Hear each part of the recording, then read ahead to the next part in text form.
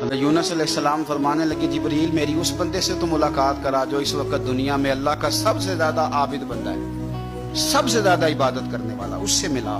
हज़रत जिब्रील कहने लगे आइए ले चलते हैं। तो जनाब जिब्रील ले गए। जब लेके गए तो उस बंदे के दोनों हाथ भी कोई नहीं थे,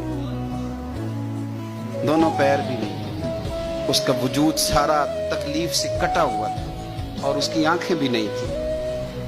हजरत यूनुस अलैहिस्सलाम फरमाने लगे, ऐ जिब्रील अमीन अलैहिस्सलाम, मैंने तो कहा था आबिद बंदे के पास ले आए, आप बीमार के पास ले आए। कहा ये वो बंदा है जिसको अल्लाह ताला ने सबसे ज्यादा इबादत करने वालों में लिखा है, जरा आइए इससे बात करते हैं। गुफ्तगू शुरू हुई।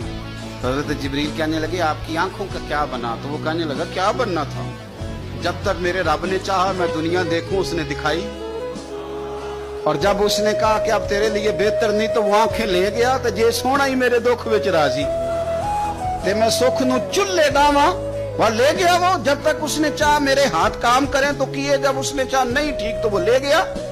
जब उसने चाहा मेरे पैर चले तो पैर चलते रहे, लेकिन अब रब भी चाहता है ना चले, तो अगर वो चाहता है नहीं चले तो ठीक है, हम भी चाहते हैं ना ही चले।